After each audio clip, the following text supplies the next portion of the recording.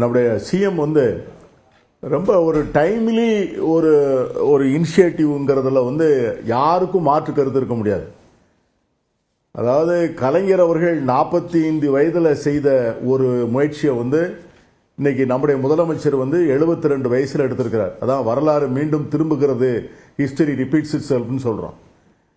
அவர் அந்த காலகட்டத்தில் வந்து கலைஞர் அவர்கள் வந்து மாநில சுயாட்சி மாநாடு கூட்டி அதற்காக ராஜமன்னார் கமிஷனை நியமித்து அதற்காக ஒரு அறிக்கையை தயார் செய்து அதை வந்து தேசத்தினுடைய ஒட்டுமொத்த வாதத்திற்கு அவர் வந்து அதை வெளியிட்ட போது அதை உடனே அடுத்த வருடம் கர்நாடக முதலமைச்சர் ஹெக்டே அவர்கள் அதை வந்து அந்த சட்டசபையில் அதே அந்த அறிக்கையை வைத்து அதன் மூலமாக தீர்மானம் நிறைவேற்றினார்.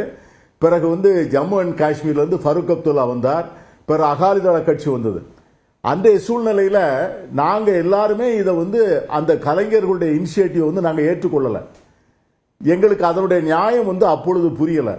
ஆனால் இன்னைக்கு 2025 ஒன்றிய அரசு வந்து யாருடைய கைகளில் மாட்டி இருக்கிறது என்பதை பார்க்கின்ற போது இந்த அரசியல் சாசன சட்டம் வரைமுறையே இல்லாமல் தங்களுடைய கொள்கையை எப்படியாவது நிறைவேற்றியே தீர்வது என்கிற முடிவோடு செயல்படக்கூடியவர்கள் கையிலே மாட்டிக்கொண்டால் நம்மை போன்ற மாநிலங்களுடைய எதிர்காலம் நிலை எப்படி இருக்கும் என்பதை வந்து இன்னைக்கு பார்க்கின்ற போதுதான் கலைஞர் அவருடைய தொலைநோக்கு பார்வை தெரிகிறது. ஆகவே அந்த வகையில் இன்னைக்கு நீங்க பாத்தீங்கன்னா இன்னைக்கு நம்முடைய முதலமைச்சர் வந்து அவர் இன்னைக்கு பாஜகவை வந்து RSS இயக்கத்தினுடைய சிந்தனையினுடைய வெளிப்பாட்டை வந்து நடைமுறைப்படுத்துவதற்கான அவர்கள் அடிப்படை திட்டங்களை தீட்டிக் கொண்டிருக்கின்ற போதே வந்து இன்னைக்கு வந்து முதல் குரல் எழுப்பிட்டார், பி கேர்ஃபுல்.